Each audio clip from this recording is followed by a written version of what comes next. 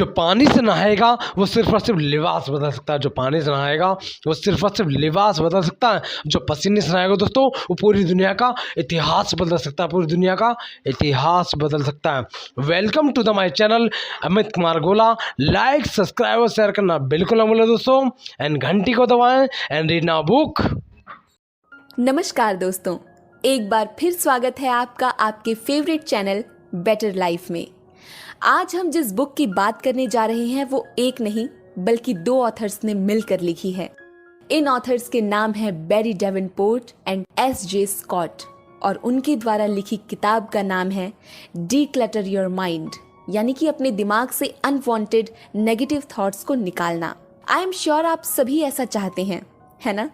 तो चलिए फिर देर किस बात की, शुरू करते हैं आज की लाजवाब किताब से। डीक्लटर योर माइंड हमें ऐसी आदतें और ऐसे एक्शन सिखाती हैं जिससे हम अपने दिमाग में जो भी क्लटर यानी कचरा है उसे आसानी से निकाल सकते हैं। आइए देखते हैं कैसे हम जो टाइम परेशान होने में बर्बाद करते हैं उसे एक शांत और खुशहाल जीवन में कैसे बदल सकते हैं। इस बुक को इन दोनों ऑथर्स ने 4 पार्ट्स में डिवाइड किया है। आइए एक एक करके इन पार्ट्स को समझते हैं। पहला पार्ट है डीक्लटरिंग योर थॉट्स, यानी अपने थॉट्स को प्योर करना। थॉट्स या विचार क्या हैं? थॉट्स वो बातें हैं जिन्हें हम रियल समझते हैं। ये थॉट्स हमारे दिमाग की प्रोसेसिंग में मददगार होते हैं, लेकिन बहुत ज्यादा थॉट्स आना भी नुकसानदायक है, स्पेशली नेगेटिव थॉट्स यानी कि बुरे थॉट्स। ये बार बार हमारे दिमाग में आते रहते हैं। अपने दिमाग को डीक्लटर करने के लिए सबसे जरूरी है इन नेगेटिव थॉट्स पर कंट्रोल करना। पर ये हम करेंगे कैसे? According to the book declutter your mind, इसको करने के 4 इजी से स्टेप्स हैं। पहला है गहरी सांसें लेना। आपने देखा होगा कि जब भी आप स्ट्रेस्ड या परेशान होते हैं तो आपकी हार्ट बीट और सांसें भी तेज हो जाती हैं। धीमी और गहरी सांसें हमें हमारे दिमाग पर कंट्रोल लाने में मदद करती हैं। रोज कम से कम 5 से 10 मिनट गहरी सांसें लेने की कोशिश करें। अब दूसरा तरीका है मेडिटेशन। इसके लिए एक शांत जगह पर बैठ जाइए। बाहर की सभी चीजों को इग्नोर करके खुद पर फोकस करिए। ऐसा करने से आप देखेंगे स्ट्रेस कम हो रहा है और आप पीसफुल हो रहे हैं। 10 मिनट से शुरुआत करें। जानते हैं, कहते हैं कि एक इंसान दिन में लगभग 50,000 थॉट्स अपने दिमाग में लाता है। इसी क्लटर से बचने के लिए मेडिटेशन बहुत जरूरी है। मैं पर्सनली आपको विपश्यना मेडिटेशन रेकमेंड करूंगी, जो आपके थॉट्स को प्यूरिफाई करने में मदद भी करता है और आपको काम भी करता है। अब आइए तीसरा स्टेप देखते हैं। तीसरा स्टेप है अपने नेगेटिव थॉट्स को फिर से फ्रेम करना। इसके लिए आपको कड़ी नजर रखनी है। घबराइए नहीं, किसी और पर नहीं बल्कि खुद पर, खुद के थॉट्स पर। जी हाँ, सही सुना आपने।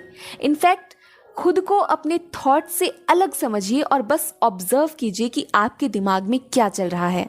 ध्यान रखिए, आपके थॉट्स आपकी रियलिटी नहीं है। ऑथर्स ने हमें नेगेटिव थिंकिंग को रोकने के लिए एक बहुत ही अच्छी ट्रिक बताई है और उस ट्रिक का नाम है the rubber band technique.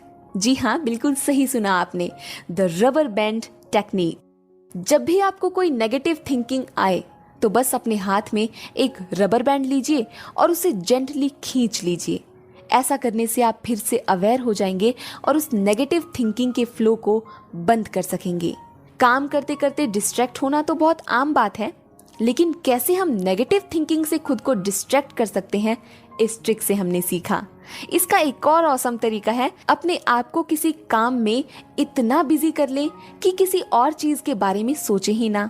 Finally fourth और लास्ट तरीका है अपने दिमाग को नई ट्रिक सिखाना, यानी कि अपने दिमाग में नेगेटिव थॉट्स को चैलेंज करें, खुद को पॉजिटिव थॉट्स सिखाएं। कोशिश करें अपनी पुरानी जीत को या फिर कोई पॉजिटिव घटना को दोहराने की या उसे याद करने की।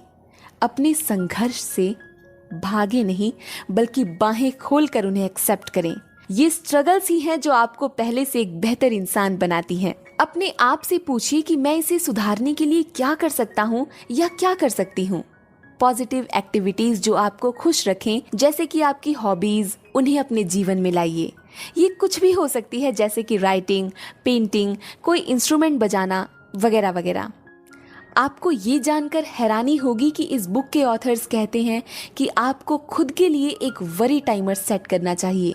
जी हाँ, खुद के लिए 10 से 15 मिनट का वरी टाइमर सेट करें। अपने दिमाग की सभी नेगेटिव थॉट्स को एक डायरी में निकालने की कोशिश करें। ऐसा करने से आप अपने थॉट्स को न सिर्फ प्रोसेस करेंगे बल्कि किसी समाधान या सॉल्यूशन तक जरूर पहुंचेंगे। तो ये हुई बात पार्ट 1 की, जिसमें हमने सीखा how to declutter your thoughts. अब हम बढ़ते हैं बुक के पार्ट 2 की तरफ, जो है how to declutter your life obligations, यानी कि अपने दायित्वों को कैसे डीक्लटर करें। ऑथर्स कहते हैं कि हम इतना बोझ लेकर खुद पर चलते हैं जो कि शायद जरूरी भी नहीं होता, और हम यूं ही परेशान होते रहते हैं। इससे बचने के लिए हमारे पास 4 स्टेप स्ट्रेटेजी है। आइए समझते हैं कि ये स्टेप्स क्या हैं। पहला स्टेप है अपनी कोर वैल्यूज यानी कि बुनियादी मूल्यों को समझने का। उन्हें जानिए और उन्हें पर्सनल और प्रोफेशनल 2 लिस्ट में बांट लीजिए। अब उन दोनों लिस्ट में से टॉप 5 वैल्यूज चूज कीजिए और उन्हें 2 अलग अलग पेपर पर लिख लीजिए। फाइनली हर एक वैल्यू के नीचे लिखिए कि कैसे वो आपकी लाइफ में काम कर रही है और कैसे आपके रूटीन में आप उन्हें इम्प्रूव कर सकते हैं। दूसरा स्टेप है अपनी लाइफ की प्रायोरिटीज को समझिए, क्योंकि ये आपका टाइम, एनर्जी और मनी को सेव करने में आपकी मदद करता है।